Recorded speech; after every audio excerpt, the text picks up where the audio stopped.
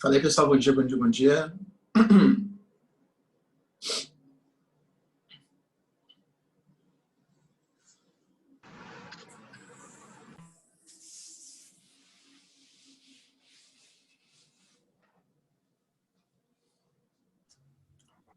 Bom dia, gente. Bom dia, professor. Bom dia, Larissa.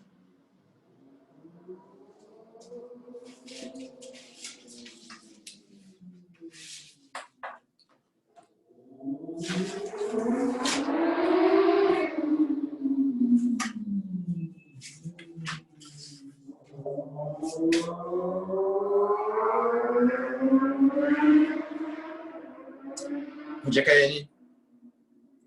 Pessoal, só esperar um pouquinho, tá? Enquanto o pessoal vai entrando aí.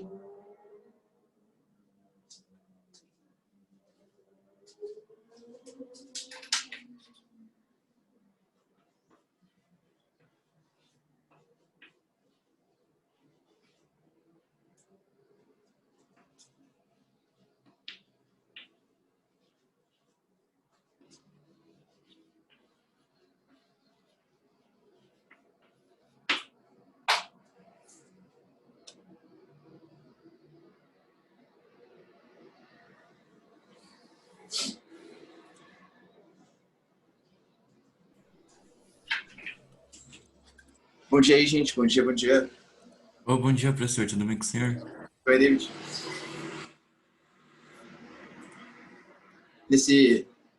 Essa temperatura agradável, né? Que tá agora, assim. Tá gostoso, bem gostoso. Bom dia, Letícia.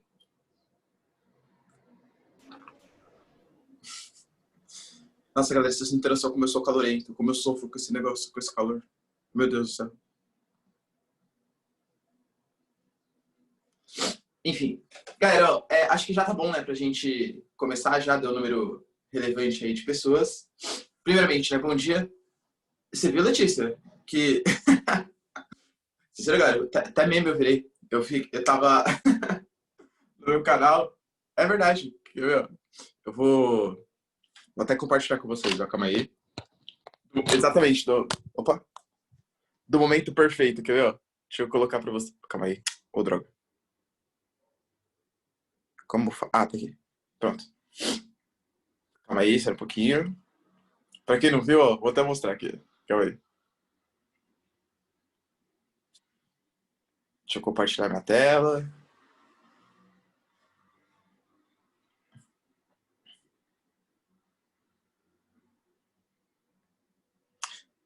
Ó. Tá dando pra ver, né, galera, a tela? Olha que sacanagem, galera. Eu tava dando uma aula aqui, ó, de... Também da geomorfologia, agentes internos. Aí eu tava utilizando o apagador como se fosse uma espécie de placa tectônica e tava utilizando o meu dedo para mostrar como que era o movimento de convecção do magma. Algum aluno foi lá e tirou um print exatamente no momento em que parece que eu tô com um chapéuzinho. O pior ainda é que nos comentários falaram que tá aparecendo o Walter White, do Breaking Bad. E eu concordo, galera, um pouquinho. Tô parecendo o Heisenberg. Mancado isso aí, hein? Você viu, David? Professor, o mais legal é depois entrar na página do Twitter e ver que, tipo, teve um monte de gente. Nossa, você teve aula com o Ricardo, que não sei o quê. As pessoas vão descobrir, eu tive aula com o Ricardo, você também tive e tal, não sei o quê. É verdade, Letícia, eu vi também. Pior que eu nem uso muito Twitter, né?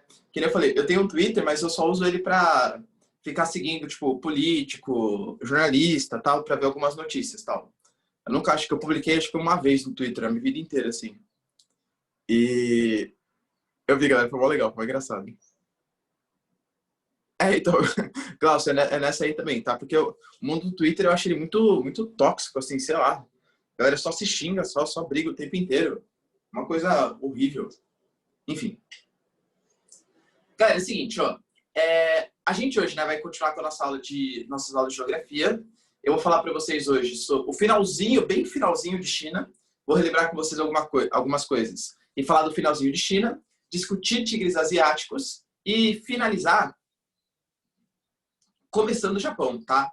Penso, galera, que eu não vou conseguir acabar o Japão, tá? Mas que a gente vai pelo menos começar a discutir o território japonês, tá bom?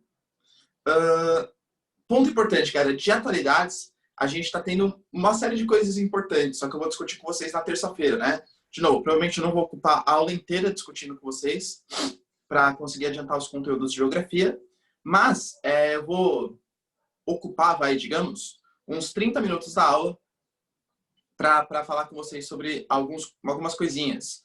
Por exemplo, cara, o real, ele é a moeda que esse ano mais perdeu valor no mundo de todas, tá? De todas, assim, das economias saudáveis, estou falando.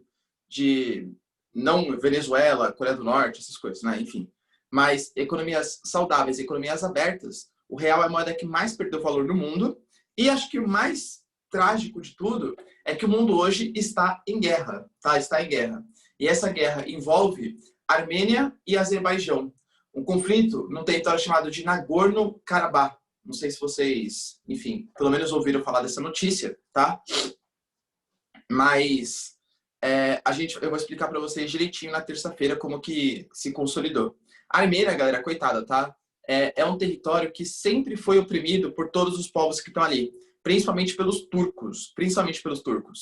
Teve um professor de atualidades, que aliás, no Vetor antes, não sei se alguém conhece, já chegou até aula com ele, chamado James Onig, que ele é um dos principais representantes da Armênia aqui no Brasil, tá? Tipo, o cara é sensacional, ele foi meu professor, e ele dava aula eu dava aula de geografia, ele dava aula de atualidades, né?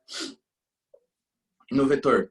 E quando eu vi que ele estava no Vetor, eu falei, caramba, o cara é demais, né? Ele foi meu professor quando eu estava no cursinho. Enfim, ele foi um dos motivos que me fez virar professor de geografia, né? O cara é muito inteligente e tal. E eu vi uma live, galera, dele conversando, assim, discutindo. Dá até pena, assim, porque ele é armênio e ele se sente um armênio mesmo. E ele traz todos os anseios da população armênia. A Armênia, galera, hoje está sendo oprimida pelo Azerbaijão e pela Turquia. E, por incrível que pareça, a gente vai falar um pouco mais detalhadamente na terça-feira, tá? Os Estados Unidos, de maneira completamente hipócrita, com Mike Pence, mandou uma nota oficial falando assim, olha, que pena, a gente torce muito pela soberania do povo armênio. Mentira, galera. A Turquia faz parte da OTAN e a OTAN é controlada pelos americanos, e os caças turcos, os caças que a Turquia está usando para atacar a Armênia, são caças norte-americanos. Então é muito bonito você ficar mandando nota de repúdio, etc., mas ao mesmo tempo fornecer armas, fornecer equipamentos e apoiar a intervenção turca na Armênia. A Turquia, com o Recep Erdogan, que é o atual presidente, né, o atual quase ditador na Turquia, vem fazendo frente, galera.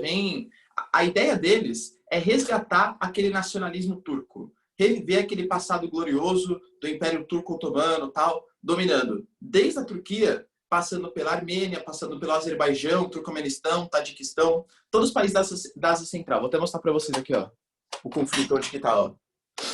Aqui a gente tem a Turquia, tá dando para ver, né? Aqui a gente tem a Turquia, aqui a Armênia, aqui o Azerbaijão. Essa regiãozinha, galera, a gente chama de Cáucaso, tá?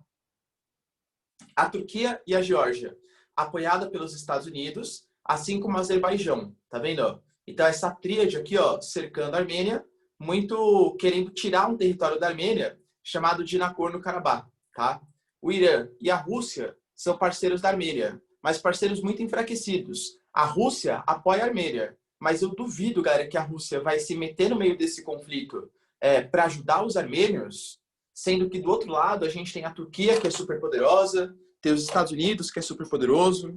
Então, assim, a Armênia realmente está mais uma vez, né, numa cilada de bico, assim, tá bem complicado, galera.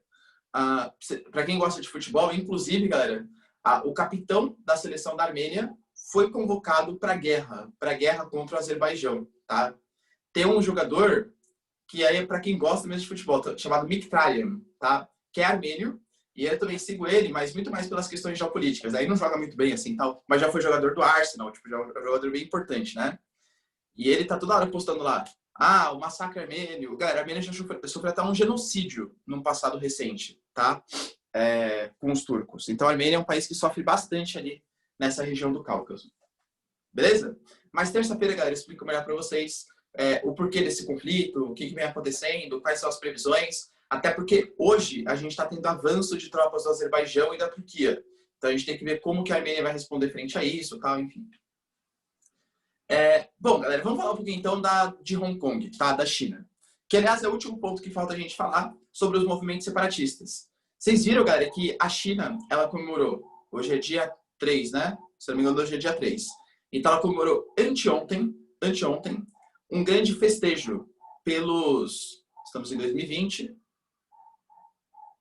tomado as contas, 49, 70, 71, bispo, 71 anos da Grande Revolução Chinesa, tá? Dia 1º de outubro marca a comemoração da Grande Revolução Chinesa. O ano passado, a festa foi muito maior, né? Porque a festa foi dos 70 anos da Revolução Chinesa. E, aliás, o Xi Jinping, no ano passado, até fez uma provocaçãozinha para o mundo. O Xi Jinping, ele desviou com as sempre faz isso, né? Desviou com as tropas chinesas e desviou com um míssil de longo alcance. Alcance esse, galera, é capaz de chegar na Califórnia, ou seja, nos Estados Unidos. Então, claro, não foi assim, nossa, olha só, estou fazendo isso aqui para atacar você. Mas sabe aquela indiretinha? Aquele postzinho no Twitter que você faz para atacar o seu ex, tal, essas coisas? Então, tá, mas ou sua ex, né? É mais ou menos essa a ideia, beleza? Aquela indiretinha. Foi ele desfilando com aquele míssil de longo alcance. Esse ano não teve, né, essa grande festança, porque não era uma data redonda, mas em compensação, Hong Kong, mais uma vez, fez manifestações e as pessoas foram presas em Hong Kong. A justificativa que o governo chinês deu foi a pandemia. Falou assim, não é que a gente queira prender vocês porque vocês são contra o Estado chinês. Imagina, eu, China, fazer isso? Nunca, né? Mas a ideia é que vocês estão fazendo aglomerações. E estão fazendo aglomerações, eu vou ser obrigado a prender vocês, porque vocês podem passar, né, o coronavírus em época de pandemia. Então, anteontem, a gente teve mais de 150 presos na China, justamente pelas manifestações. Vamos tentar entender, galera, de onde que isso vem. Isso vem, que nem eu falei para vocês, né?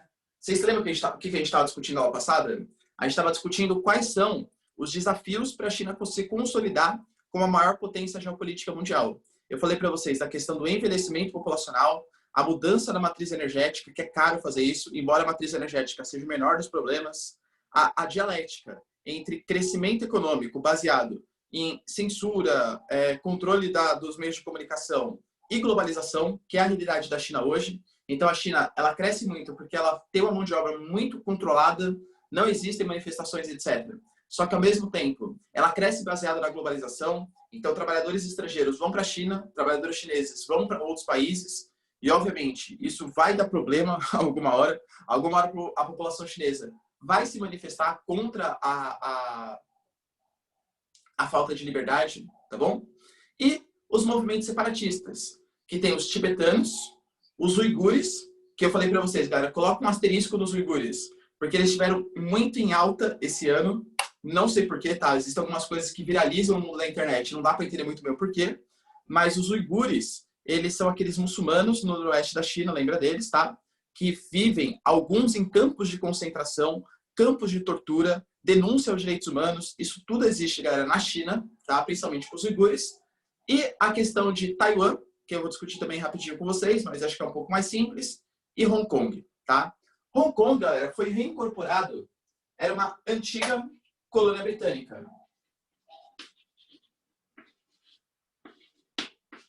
Antigo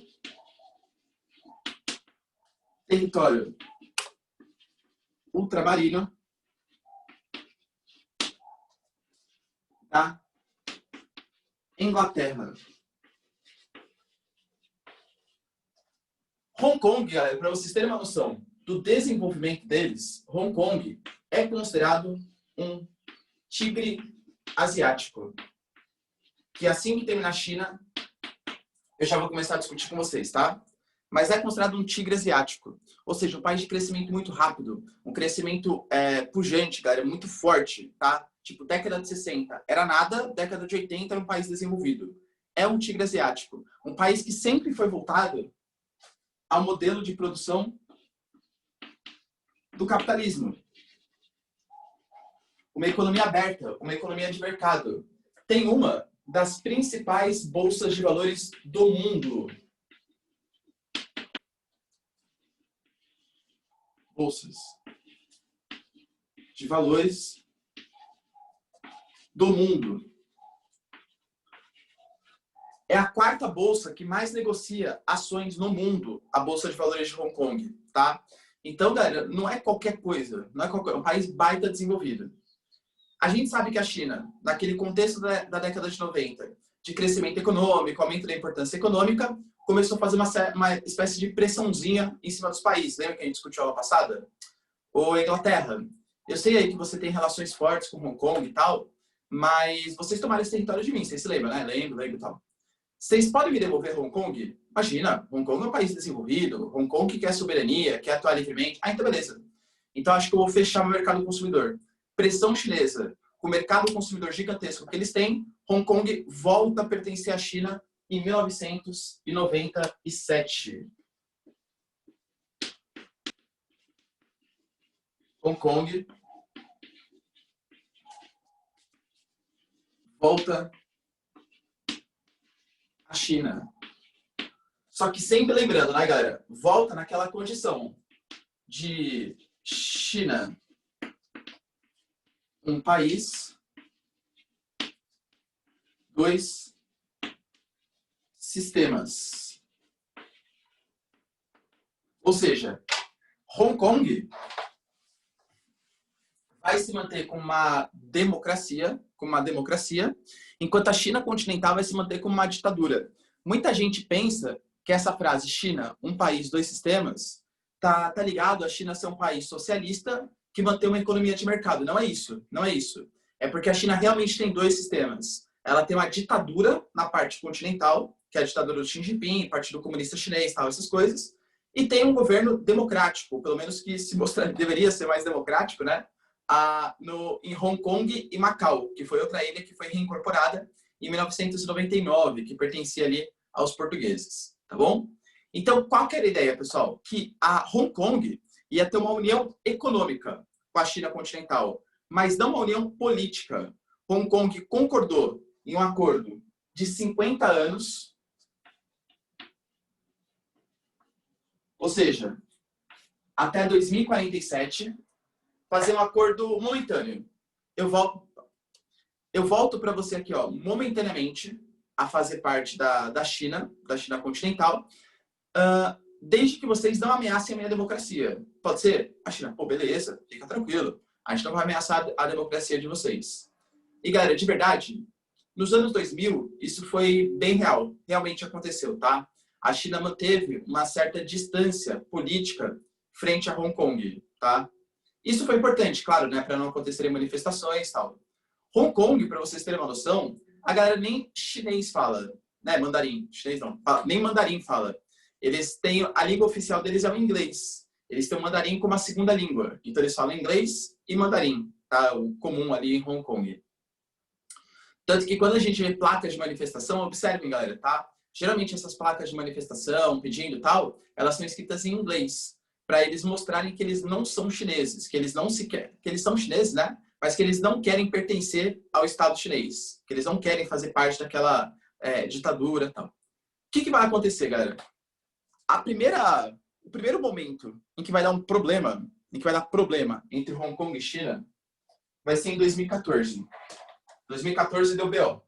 Problema. Vai acontecer a famosíssima, sou famoso para você, né? Revolução dos guardas-chuva.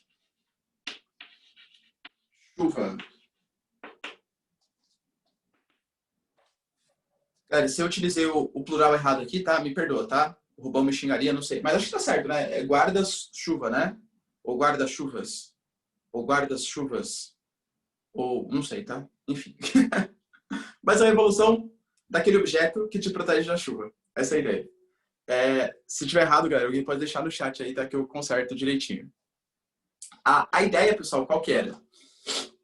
A população, em 2014, porque sempre teve um respeito à democracia, como eu falei para vocês. Então, tinham eleições, tal, né? Tudo direitinho. Em 2014, tivemos eleições. Iam ter eleições novamente para saber quem ia ser a primeira-ministra ou o primeiro-ministro de Hong Kong. A China não deixou um candidato participar. Calma aí. O acordo não era esse.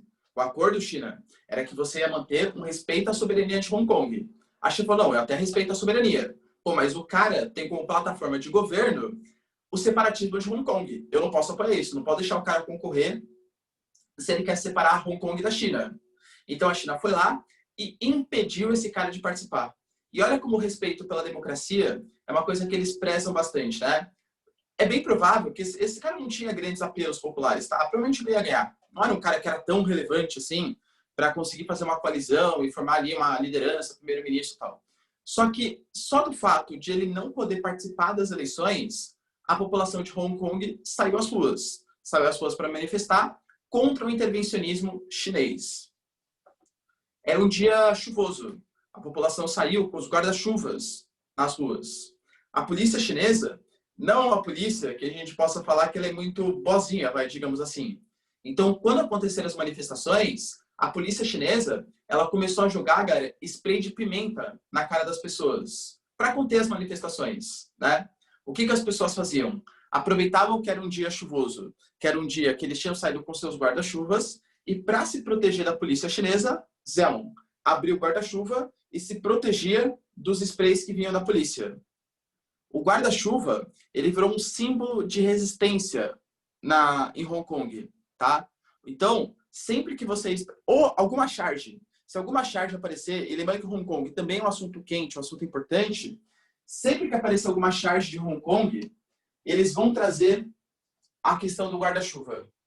Por quê? Porque o guarda-chuva é um símbolo da manifestação. Que nem aqui no Brasil, galera. Vocês, quando vão sair para manifestar, pegam uma panela e ficam batendo a panela, não fica? Professor, pelo amor de Deus, não passa essa vergonha. Tudo bem, tô brincando, pelo amor de Deus, tá? Mas que nem, alguns setores da população brasileira utilizavam, tipo, a panela para fazer a manifestação. Aqui foi o guarda-chuva, tá? O guarda-chuva virou um símbolo de manifestação da população insatisfeita com a interferência da China em Hong Kong. Beleza? Em 2014 foi o primeiro momento, assim, mais forte. E desde então, pequenas manifestações foram acontecendo. O grande problema se deu em 2019. Por quê, galera? Em 2019, nós tivemos a Carrie Lam. Professor, quem é a Carrie Lam? Primeira ministra de Hong Kong, autorizando a extradição para a China continental.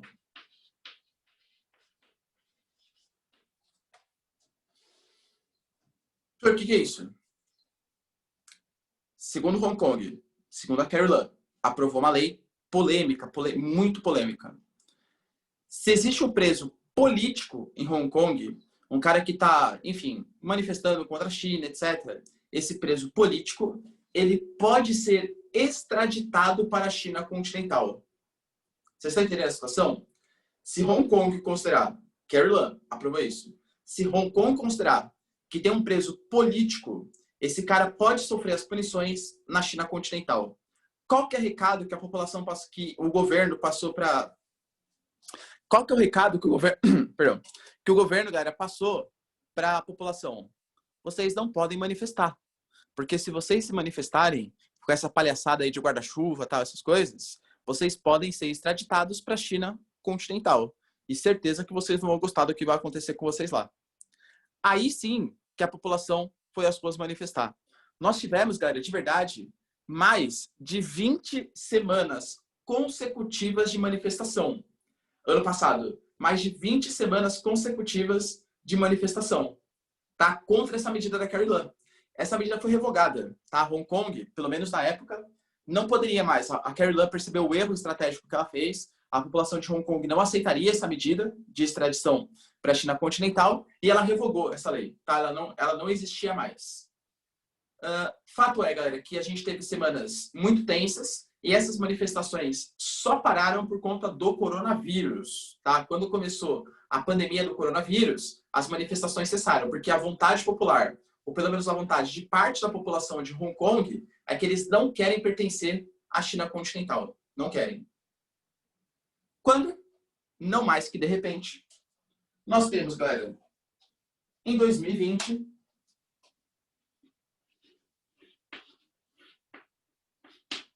Xi Jinping aprova a nova lei de segurança nacional. Xi Jinping, considerado o novo Deng Xiaoping, lembra disso, tá? O novo líder chinês, o cara que traz o crescimento chinês, tal, super importante. Ele aprova a nova Lei de Segurança Nacional esse ano. O que essa nova Lei de Segurança Nacional garante? Total soberania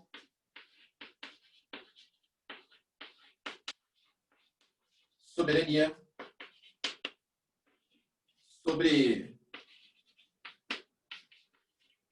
Hong Kong. Tá dando pra ver, né? Tá. Total soberania sobre Hong Kong. Ou seja, a ideia é que fosse até 2047, vendo o que ia dar. Não existe mais essa ideia. Hong Kong, a partir de 2020, pertence integralmente à China. A motivação, segundo Xi Jinping, é porque existiam lideranças que estavam pleiteando o separatismo de Hong Kong e isso estava trazendo mal ao território de Hong Kong. Então, eles precisavam reafirmar sua soberania ali na região. E aí, eles mudaram nessa nova lei de segurança nacional, eles autorizaram o uso da força e cancelaram essa coisa que Hong Kong ia ver se ia continuar na China até 2047. Hong Kong hoje pertence à China. Pertence à China. Professor, e vai continuar com as manifestações? Vai continuar com a democracia no país? A gente não sabe. A gente está num momento muito conflituoso ainda por conta da pandemia, né? Enfim, as manifestações aconteceram, mas não de maneira tão intensa como deveriam acontecer por conta da pandemia. E creio eu, galera, que o Estado chinês se valeu dessa pandemia justamente para criar essa lei de segurança nacional, para impedir que manifestações maiores acontecessem, tá?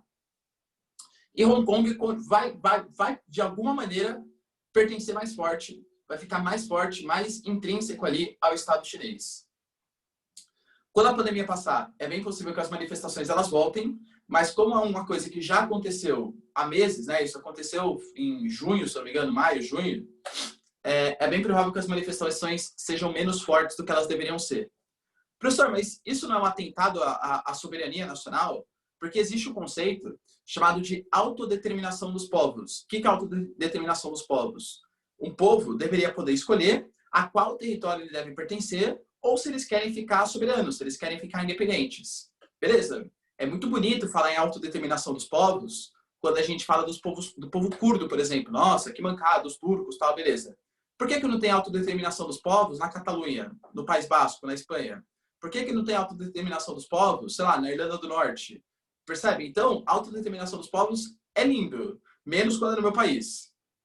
Tá? E esse é o caso da China. Eles apoiam, não, tem que ter autodeterminação dos povos. Mas calma, né? Por exemplo, no conflito de Nagorno-Karabakh, que é a região entre a Armênia e a Azerbaijão, a China apoia que Nagorno-Karabakh, que é um território de maioria armênia, exatamente, né, Glaucio? Eles apoiam, galera, que Nagorno-Karabakh, que é um território de maioria armênia, tenha autodeterminação. Tem que ficar independente porque eles querem. Mas agora, no Tibete, eles não apoiam. No Xinjiang, eles não apoiam, que é a região dos uigures. Em Hong Kong, eles não apoiam, tá? Então, assim, a autodeterminação dos povos é muito legal. No país dos outros. No meu país, eu quero que se mantenha ali para sempre. Tudo bem? Então, pessoal, percebam, ó, quantas coisas importantes aconteceram, tanto em 2019 como em 2020. Uigures e Hong Kong, tema quente, hein? Tema quente. E Sharjah sempre vai representar a China como um dragão, e Hong Kong, a galera com guarda-chuva. Sempre. Tá bom? Fala aí, David, pode falar. Professor, não ficou muito claro ainda esse tratado de 50 anos. O que acontece? Tipo, depois de 50 anos, Hong Kong perderia a autonomia de tudo ou o que? Eu não entendi muito bem o que significa esse tratado.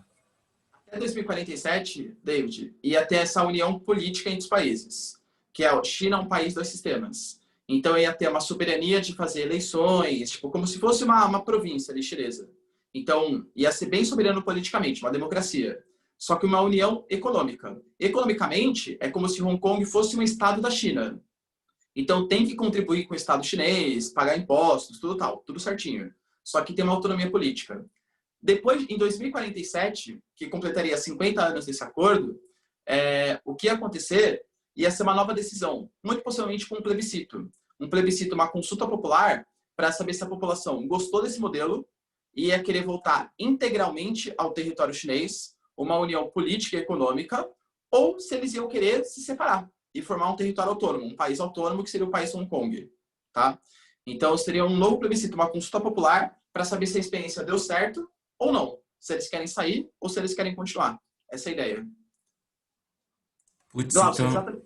Pode falar, David. então, tipo, eu não posso considerar Hong Kong como uma nação, né? Eu sempre pensei que era uma nação separada em si. Não. Ah, Ainda mais hoje não, David. Tá? Ainda mais hoje não. Não. Até porque, ó, quando a gente considera um país, um estado, a gente sempre tem que considerar 3 fatores. Domínio territorial, um povo e soberania. Tá? Um povo, um território e a soberania sobre esse território. Hong Kong hoje, galera, com certeza não tem autonomia territorial, porque a China interfere a todo momento, seja com a sua polícia, seja criando leis favoráveis ao Estado chinês.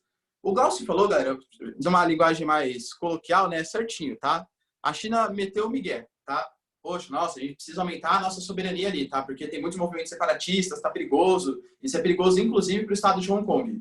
E nesse movimento que vai acontecendo, Hong Kong foi lá e perdeu completamente a sua autonomia. Então não existe mais isso de 50 anos. Hong Kong hoje pertence à China.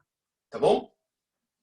Na questão de Taiwan, galera, eu acho que eu deixei um pouco mais claro na aula passada. Mas vamos conversar brevemente aqui, ó.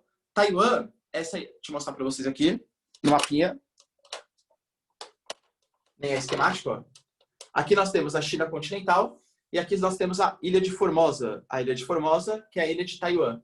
Quando acontece a Revolução Chinesa de 1949, a Revolução Socialista, aqui é Hong Kong, tá? Só para vocês terem uma noção, ó, esse territóriozinho aqui. Quando acontece a Revolução Chinesa no território chinês em 1949, os capitalistas do Kuomintang, eles fogem da China continental e vêm para a Ilha de Formosa. E eles fundam o que eles chamam de a verdadeira China, a República da China. Então eu já falei com vocês algumas vezes isso, mas acho que é bom reforçar.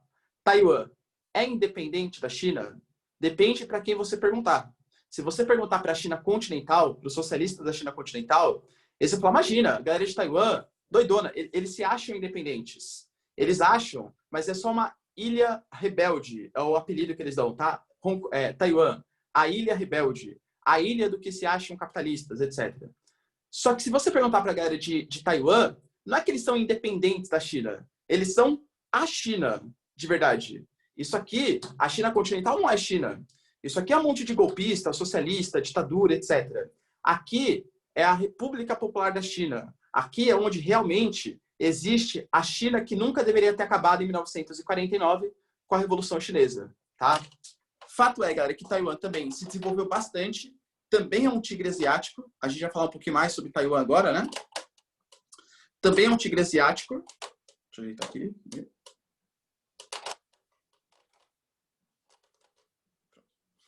Também é um tigre asiático.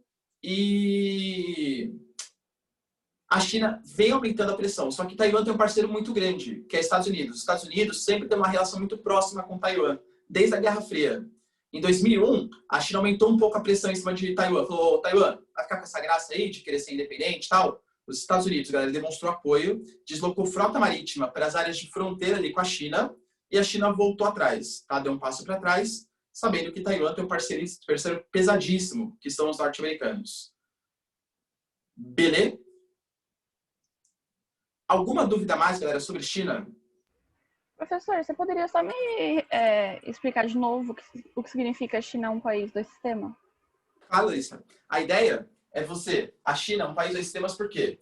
Porque a gente tem um único país, que é a China, uma união econômica. Então, Hong Kong, Taiwan não, né? Mas Hong Kong, China, tudo, é um país só. Só que existem dois sistemas, porque você tem a China continental, que é uma ditadura, não existem eleições, só o PCC comanda, Xi Jinping, liderança e tal. E você tem Hong Kong. Hong Kong é uma democracia, ou pelo menos era uma democracia até esse ano, né, com a mudança da Lei de Segurança Nacional. Era uma democracia em que a cada 4 anos você tinha mudança de primeiro-ministro, até era uma república parlamentarista, né? Tinha mudança de primeiro-ministro, mudança de chefe de Estado. Por isso que são dois sistemas. Tem democracia, que é Hong Kong, e tem ditadura, que é a China continental. Mas é um único país. Tudo bem, Alissa? Tudo bem, mas isso só até 2020. Exatamente. Ainda hoje é muito perigoso falar para vocês como que vai ser, porque não está muito claro. Esse é o fato. A nova Lei de Segurança Nacional, Larissa, o que ela garantiu? Que a China continental aumentou seus poderes frente a Hong Kong para prevenir movimentos separatistas, atentados ao Estado chinês. Então, aumentou a sua soberania. Eu tô admitindo que isso significa o fim da soberania de Hong Kong. E é isso que os principais analistas, jornalistas estão admitindo. Por exemplo, Trump, que é o chefe de Estado, né, dos Estados Unidos, já anunciou: cortei relações com Hong Kong. Porque antes eu tinha uma relação direta com Hong Kong, eu comercializava direto. Agora não. Hong Kong pertence à China. Se Hong Kong pertence à China, eu não negocio mais com Hong Kong. Eu negocio agora com o Estado chinês. É uma coisa diferente. Então, por exemplo, a gente sabe que os Estados Unidos e a China vêm nessa guerra comercial, aumenta a barreira alfandegária, desvaloriza a moeda, enfim, tudo que eles sabem que vem acontecendo. O Trump, ele não colocava esses impostos, essas barreiras alfandegárias em cima de Hong Kong. Porque para o Trump eram dois países diferentes. Hong Kong era uma democracia, China era uma ditadura. Então, o culpado pela guerra comercial era a China continental. Agora não. Agora, Hong Kong, por conta dessa mudança da Lei de Segurança Nacional, que muito possivelmente vai acabar com a soberania de Hong Kong, o Trump considera Hong Kong agora como um território que pertence ao Estado chinês. Então, a negociação é a mesma, barreiras alfandegárias exatamente as mesmas. Tá, entendi. Mas, tipo assim, você falou que a população meio que não tá manifestando por conta da pandemia e tal. Mas como que eles estão se comportando? Tipo, eles estão na deles.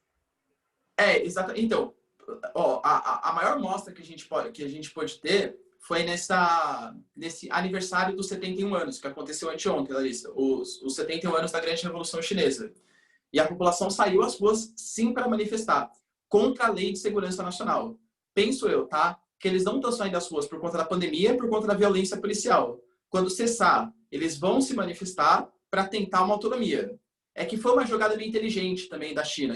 Maléfica, mas inteligente, né?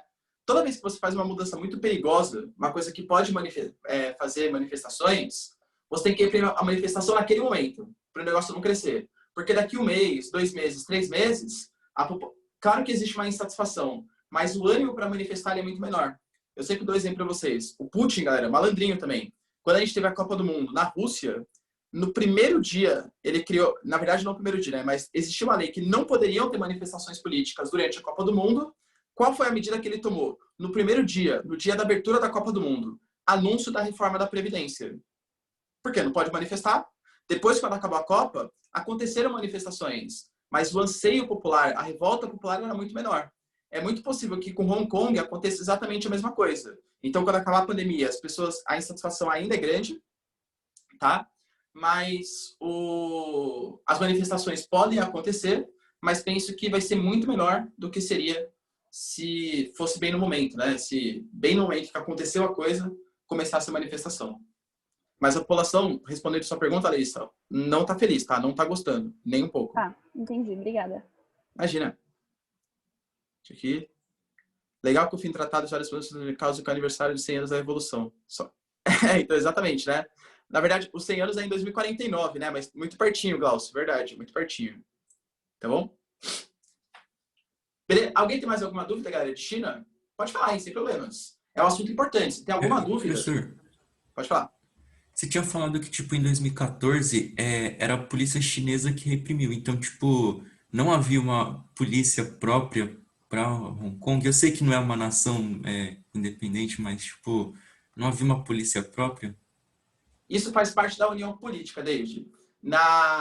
Aqui no Brasil é um pouco diferente, né? Aqui no Brasil, por exemplo, as PMs, a Polícia Militar, elas são lideradas pelos chefes de Estado. E quando eu falo Estado, não é Estado Brasil, Bolsonaro. Estados mesmos. Tipo, o chefe da PM de São Paulo, o Dória. O chefe da PM do Rio de Janeiro, não tem, né? Porque o Rio de Janeiro tá sempre com o governador preso, mas teoricamente é o Whitson. Coitado, cara. O Rio de Janeiro, coitado. Os caras, os 5 últimos governadores, um tá afastado, outros 4 estão presos, tá? O negócio não tá legal lá. Na China, não. Na China, a força policial é uma força policial federal, inclusive em Hong Kong. Então, a polícia é a polícia chinesa, não é a polícia de Hong Kong. Tá bom? E, professor, a última coisa. Essa primeira-ministra aí, a Carrie Lam, não sei, ela continua no governo? Continua, seu mandato vai até 2021. Até 2021. Ela é uma das primeiras ministras mais impopulares da história. Tá? Por quê? Justamente por conta dessa cessão, dessa falta de combatividade que ela está fazendo frente à China. Ela continua assim. Continua. Será que se não fosse ela no poder, teria ocorrido essa Lei de Segurança Nacional? Não sei. Então, ó, penso eu, tá, David? Aí eu tô especulando também, porque é o que eu acho, não tem como ter certeza. A China estava procurando qualquer justificativa possível para fazer essa mudança de lei de segurança nacional. Então, independente de quem fosse o primeiro-ministro ou primeira-ministra, se tivesse uma manifestação forte em Hong Kong, seria a justificativa perfeita para o Estado chinês fazer uma mudança da lei de segurança nacional, que foi o que eles fizeram. Então, se, por exemplo, tivesse em 2014, quando teve a primeira grande manifestação, a tal da Revolução dos Guarda-Chuvas, o anseio já existia, e não era Carrie Lam, tá? Então, penso eu, David, que independe da primeira-ministra. É uma coisa que o Estado chinês já tinha vontade, e as manifestações foram as justificativas perfeitas para fazer valer essa vontade do Estado chinês. Mas também estou especulando, né? Vai que uma análise, assim, ó, que eu acho é que independe do primeiro-ministro. Tá bom? Alguém tem mais alguma dúvida, galera, sobre China? Pode perguntar, é importante. China Falei, ó, China e Oriente Médio são os temas mais... E Estados Unidos, vai? China, Estados Unidos e Oriente Médio são, com certeza, os temas mais relevantes para Enem, vestibulares, enfim. No? Então tá. Quem quiser, galera, tira um print aí, por favor.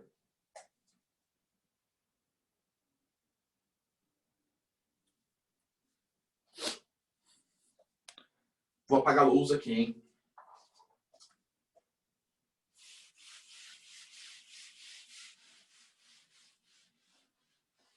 Então vamos começar aqui um novo assunto. Esse novo assunto, cara, eu acho bem tranquilinho, tá? É um assunto bem facinho. Não vejo grandes dificuldades. E geralmente quando cai esse assunto no vestibular, é sempre a mesma coisa. Sempre a mesma coisa, tá? Então sem grandes novidades. Que são eles. Os famosos... Tá pegando aqui? Tá, né? Tigres asiáticos. Quem são, professor? Os tigres asiáticos. São eles. Deixa eu pegar aqui. São eles. Coreia do Sul.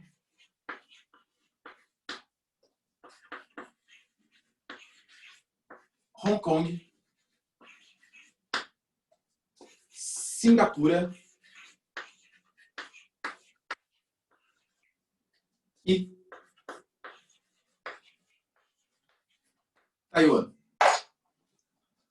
Muito cuidado, galera, porque tem gente que escreve Singapura com C, tá? Singapura com C é aquele conjunto habitacional feito pelo Maluf lá na Ricardo Jafé, tá? O Singapura, tal, nada a ver com o negócio chinês aqui, com o negócio do Sudeste Asiático, aliás, tá?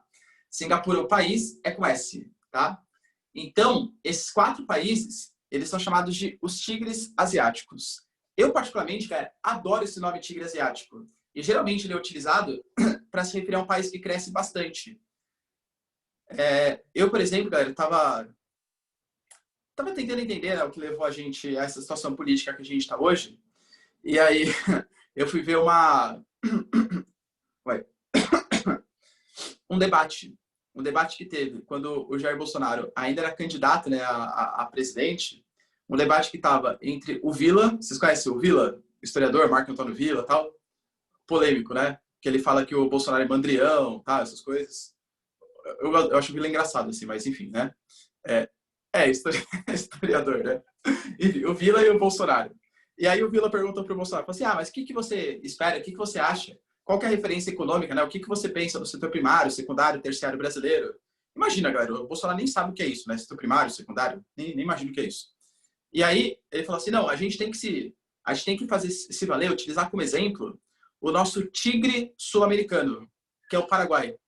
E aí, galera, até o Vila falou assim, não, calma aí, Bolsonaro, você tá falando para mim que o Brasil tem que, com todo respeito ao Paraguai, ele tem que utilizar como exemplo de crescimento econômico o Paraguai, enfim, né?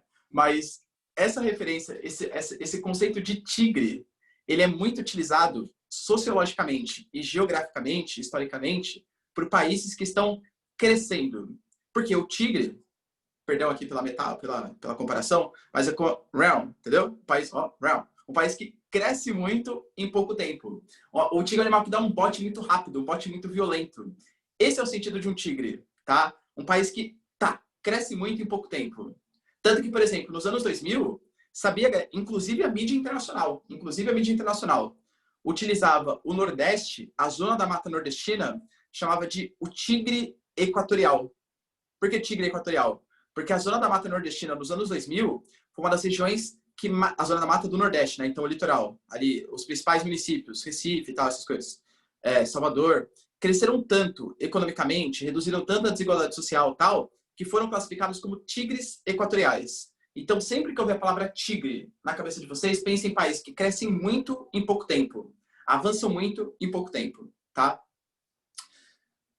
Se eu falar para vocês, eu vou utilizar, galera, sempre a Coreia do Sul como exemplo, porque a Coreia do Sul é o país que a gente tem a maior referência, é o país que a gente mais conhece, tá? Se eu falar para vocês que a Coreia do Sul, até a década de 60, era um país muito, muito mais pobre que o Brasil. Vocês acreditam nisso, galera? Hoje, quando você pensa na Coreia do Sul, o que vem na cabeça de vocês? Vem pobreza, miséria? Ainda que haja bastante desigualdade, tá? A Coreia do Sul não é um país perfeito. Eu acho que, aliás, inclusive o Parasita, acredito que vocês devam ter visto, né? Quem não viu, galera, vejam. É um ótimo filme, meio maluco, tá? Mas é um ótimo filme, tá? O Parasita, que é um filme que ganhou o último Oscar, ele explicita bem, né, essa desigualdade social que existe. A Coreia do Sul é um país rico, embora ainda existam grandes desigualdades sociais ali. Mas a Coreia do Sul era pobríssima, galera, paupérrima, tá? Até 1960, 1970. Ela deu um sprint muito grande em pouco tempo. Quando eu falo para vocês de Coreia do Sul hoje, o que vem na cabeça de vocês? Professor, sei lá, vem Samsung, LG, Kia, Hyundai, são todas marcas sul-coreanas. Eu imagino, né? Imagina, se você colocar no Google Imagens Coreia do Sul, bem possivelmente vai aparecer aquelas fotos, aquelas imagens, sabe, de prédios grandes, cabo de fibra, assim, ó, velocidade de comunicação, marcas, tal. Porque essa é a cara da Coreia do Sul, tá? Professor, na minha cabeça veio o BTS. Eu falo BTS porque é o único do K-pop que eu conheço, tá? Eu conheço também o Psy, né, que faz o Gangnam Style, mas é meio modinha isso, né? Meio modinha, porque falo que o K-pop raiz mesmo não é isso, né? K-pop raiz não é isso, tá bom? Alguém aqui gosta de K-pop mesmo? Eu desconheço, tá? Eu não tenho, galera, a mínima moral pra falar de música. Eu falo assim, nossa, ele gosta de K-pop. Eu gosto, galera, de Claudinho Bochecha, por exemplo, tá? Juro mesmo. Eu sou fãzaço do Claudinho Bochecha. Minha esposa odeia uma. Você gosta, David, de K-pop? Não? Não, mas fazer o quê, né? Aposto que vai terminar aqui a aula. O David já vai ficar estudando com K-pop, né? Durante toda a tarde, David. Né? Estuda BTS e tal. Tô sabendo.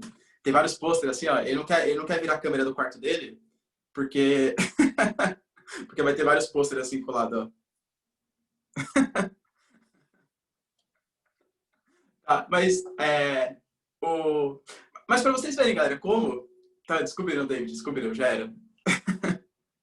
Para vocês verem como a Coreia do Sul, ela cresceu muito em pouco tempo. Inclusive, a Coreia do Sul está se tornando uma potência cultural, que é uma das principais dificuldades. Lembra, ó, potência geopolítica também são 3 referências que a gente tem que ter.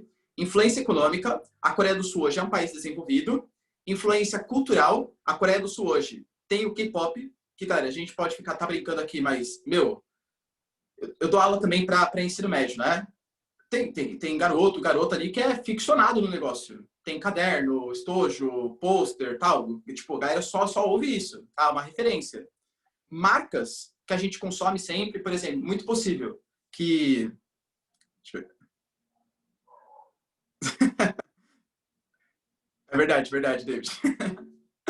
É muito possível, galera, que talvez o celular de vocês seja um Samsung, que é uma marca sul-coreana também, tá? O Parasita foi o primeiro filme de língua não inglesa que venceu o Oscar de melhor filme, tá? E não foi o melhor filme estrangeiro, o melhor filme no total, no geral, tá? O primeiro filme de língua não inglesa. Só que a Coreia do Sul tem uma falha, digamos assim. Ela é muito poderosa no soft power. O que é soft power, professor? É a influência geopolítica sem as questões militares. Então, a Coreia do Sul tem uma influência cultural, econômica muito significativa. Mas ela é fraquíssima no hard power. O que é esse hard power? Influência militar. Tanto que, por exemplo, galera, hoje, quem fala mais grosso, quem fala mais alto no debate geopolítico é a Coreia do Norte ou a Coreia do Sul? Desculpa, mas é a Coreia do Norte. E a Coreia do Norte, a gente sabe toda a pobreza que existe ali no país. Miséria e tal. Por quê? Porque a Coreia do Norte tem uma capacidade bélico-nuclear muito maior do que os japoneses, do que a Coreia do Sul e tal. Tá? Então, a Coreia do Sul ela é muito poderosa no soft power, mas fraquíssima no hard power. Tá? Essa é a ideia que vocês têm que ter. O que vai acontecer, galera? Nós vamos ter, na década de 1960, um plano econômico para esses países asiáticos. Esse plano econômico conhecido como...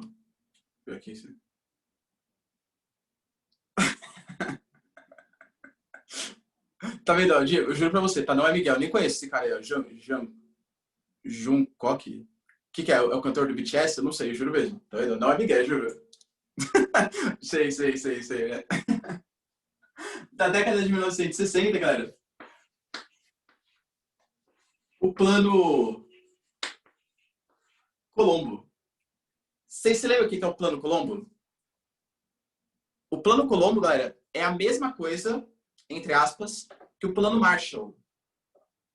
O plano Marshall era os Estados Unidos mandando dinheiro para a reconstrução dos países europeus no momento pós-Segunda Guerra, tá? Então mandou dinheiro para a França, Inglaterra, Itália, tal, essas coisas, para se reconstruírem. O plano Colombo foi a mesma coisa, só que para os países asiáticos. Então, quem recebeu a ajuda do plano Colombo? De maneira geral, os tigres asiáticos e o Japão. Aliás, uma das maiores hipocrisias da história dos Estados Unidos. Tacou 2 bombas atômicas no Japão e, anos depois, oferece um plano de recuperação econômica conhecido como Plano Colombo. Ou seja, eu destruí o seu país, radiação, tal, mas agora eu estou ajudando vocês a se reconstruírem, tá? Esse Plano Colombo, então,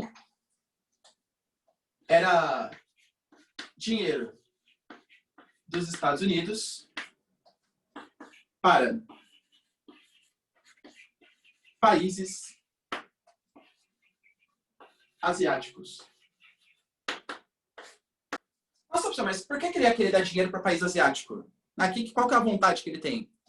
A ideia, pessoal, a vontade, era justamente uma ideia de aumentar alianças geopolíticas, aumentar parcerias geopolíticas. Por quê? Momento de Guerra Fria. Convenhamos que a Ásia está muito mais próxima da União Soviética, socialista, do que dos Estados Unidos, capitalista. Então, os Estados Unidos dava dinheiro para aumentar essa parceria. Só que ele dava dinheiro com algumas condições. Quais eram as condições, galera, para receber esse dinheiro? Vai colocar aqui, ó.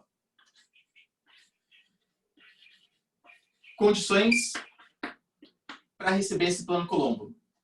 Primeiro, importações dos Estados Unidos. O Japão, ainda mais você, Japão, que não tem matéria-prima, você vai ter que importar muita coisa para conseguir reconstruir o seu país. Eu te dou esse dinheiro desde que todas as importações que você faça, tudo que você vai comprar, você importe dos Estados Unidos. Foi muito inteligente por parte dos norte-americanos. Por quê? Ao mesmo tempo, galera, que eles aumentavam a parceria geopolítica, eles aqueciam as indústrias americanas. Era um dinheiro que ia e voltava para as indústrias americanas. Era como se os Estados Unidos, diretamente, estivesse financiando a sua própria indústria nacional. Tá? Isso com o Plano Marshall, com o Plano Colombo, com os dois. Tá? Então, todas as importações tinham que ser feitas nos Estados Unidos. Outra coisa, galera. Tinha que manter uma economia de mercado. Eu te empresto dinheiro. Mas você jura que você não vai virar socialista? Puxa comigo. Tá? País que recebe Plano Colombo não virou socialistas. Outro ponto. Proibido investir em armas e exército. Proibido, galera, investir em armas e exército. Vocês estão entendendo o que os Estados Unidos está fazendo aqui? Ele está deixando, galera, e até hoje, tá? Isso é uma coisa que a gente já discutiu quando eu falei de Europa, falando de Ásia agora. Isso é uma coisa que os Estados Unidos ele sempre deixou muito claro. Eu vou ter uma parceria econômica com vocês, mas militarmente, quem comanda sou eu. Galera, de verdade, a Europa até hoje é fraquíssima militarmente. Ela sempre esteve debaixo da asa da OTAN. Ela sempre pensou que a OTAN, a Organização do Tratado do Atlântico Norte, garantisse a soberania. E quem comanda a OTAN é os Estados Unidos. Então, hoje, só hoje, o Japão, a Coreia do Sul está discutindo um fortalecimento do exército, assim como a União Europeia está discutindo a formação de um exército comum dentro do bloco, tá? Que, aliás, foi um dos motivos do Brexit, lembra disso? Uma das coisas que causou muita insatisfação no Reino Unido, o Reino Unido nunca gostou muito dessa ideia de fazer um mega país com a União Europeia, né? Foi cogitar a possibilidade de formar um exército único. O Reino Unido, eu diria para vocês, cara, que da Europa é o estado mais puxa-saco dos Estados Unidos, tá? Quase um Brasil. Aí eu apelei também, né? Igual o Brasil não tem, tá? Mas, aliás, vocês viram que já estamos arranjando briga com o Biden já, né? O Biden falou no discurso... Aliás, parênteses aqui, galera. Vocês viram os debates que aconteceram? Tanto nos Estados Unidos quanto da Prefeitura de São Paulo? Da Prefeitura de São Paulo aconteceu na Band, tá? Cara, que desastre, meu Deus do céu, tá? Que desastre. Então, Diego, que desastre. O dos Estados Unidos. Parecia uma briga de rua, né? O Trump, galera, não deixava o Biden falar em nenhum momento. E o Biden, coitado, galera, já tá mais pra lá do que pra cá também, não consegue desenvolver muito bem as ideias dele. E no debate aqui em São Paulo, eu diria pra... Primeira coisa, tá aqui... Foi mesmo, é verdade. Com o moderador e o Trump ali batendo boca, né? O debate de São Paulo, tinha muitos candidatos, galera. Por mais que eu ache importante, tinha que arranjar um meio termo, né? Porque foram 11 pessoas participando do debate. Então, tinha pessoas que nem apareceram direito, né?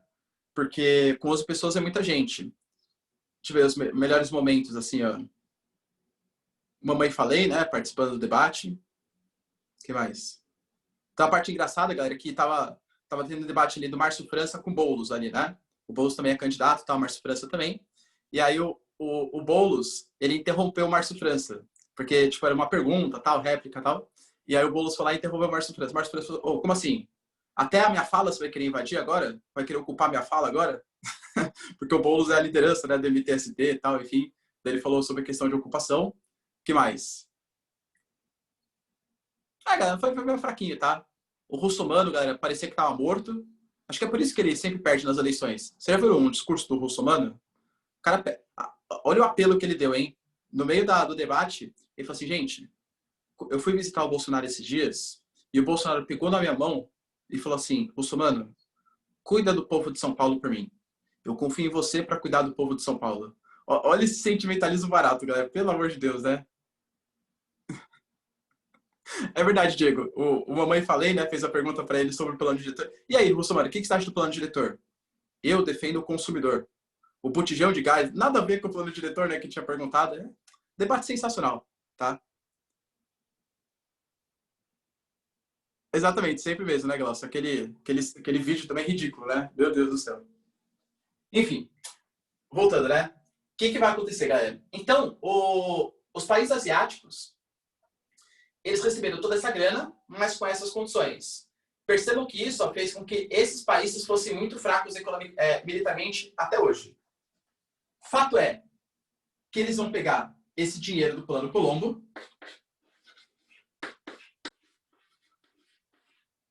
e fazer o que se espera de um país minimamente, galera, decente. Investimento em educação e pesquisa e desenvolvimento.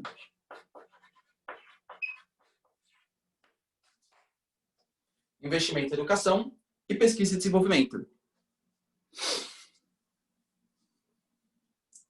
Eles criaram, galera, com isso, uma mão de obra extremamente barata e qualificada. Tem coisa mais agradável do que isso para os investidores estrangeiros? Então, ó, uma criação de MDO, mão de obra. MDO, mão de obra. Barata e qualificada. E isso começou a despertar o interesse de outros países. É tudo que os investidores estrangeiros querem, principalmente de um país que já tinha uma indústria melhor desenvolvida. O próximo tema que a gente vai falar é o Japão, e a gente vai ver, galera, que o Japão ele vai começar a desenvolver a sua indústria no final do século XIX, com a era Meiji, tá? 1868, quando entra o imperador Meiji. Então, essa mão de obra barata e qualificada, ela serviu, galera, como motivação para atração de indústrias estrangeiras, principalmente indústrias japonesas. Atração de indústrias estrangeiras, com destaque para as indústrias japonesas.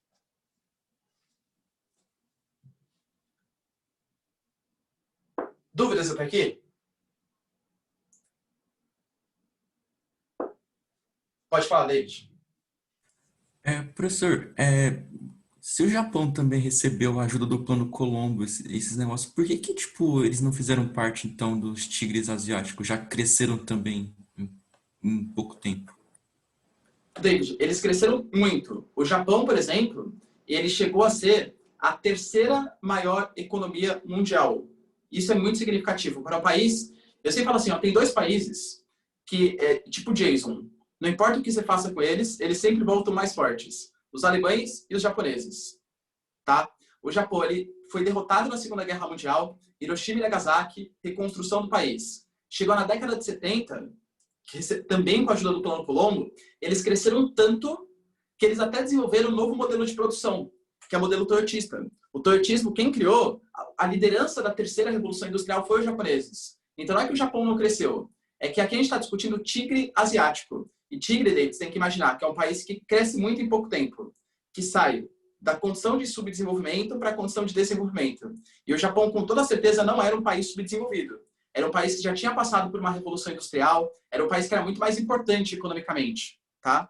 Então, cresceu muito, tá? O Japão chegou a ser até a segunda maior economia mundial na época, só sendo superado pelos Estados Unidos. Mas não que fosse um tigre, porque o tigre é um país subdesenvolvido que se torna desenvolvido em pouco tempo. Tá bom?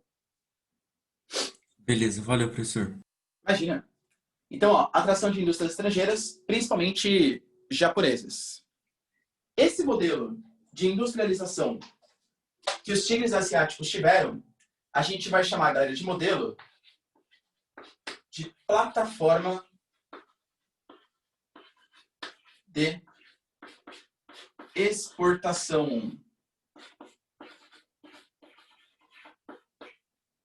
Modelo de plataforma de exportação. Eu vou precisar, galera, não vou conseguir terminar na aula de hoje, tá? Mas na próxima aula, fazer uma comparação que o vestibular ama fazer. Vamos ver se vocês estão craques aí em História do Brasil, hein? Eu sei que vocês são referência, galera, né? Manjam tudo de História do Brasil. Qual foi o modelo de industrialização que o Brasil seguiu, hein? Qual o nome desse modelo aí que a gente seguiu? Vocês lembram?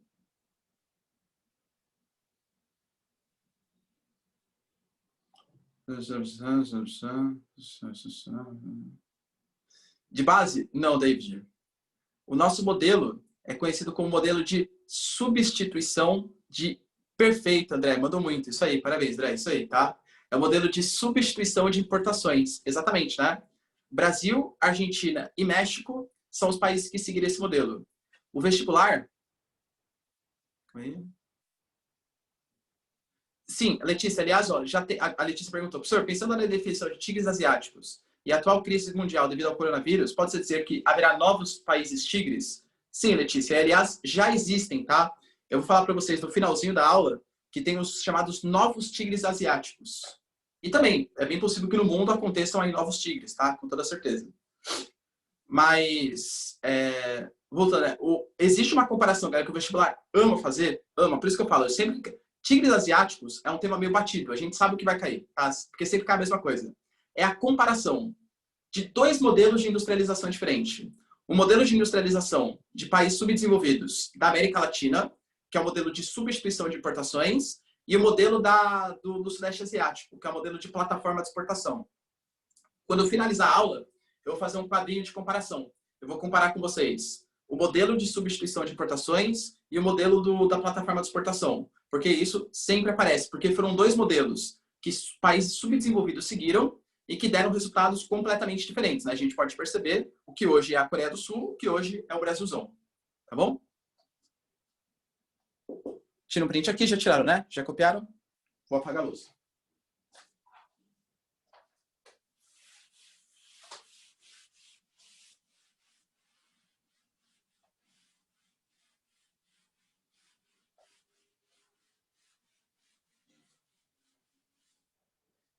Inicialmente, esses países se aproveitaram da sua mão de obra barata e passaram a ser reprodutores de tecnologia. Só que um país que investe em pesquisa e desenvolvimento, ele nunca vai passar por essa fase de reprodutor de tecnologia durante muito tempo. No segundo momento, eles vão aprender os processos produtivos e passar a produzir os seus próprios produtos. Ou seja, galera, a gente tem momentos bastante diferentes. 1970, a gente pode colocar os tigres asiáticos como meros reprodutores de tecnologia.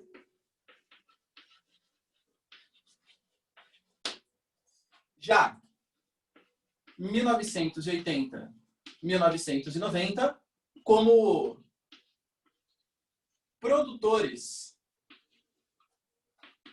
de tecnologia.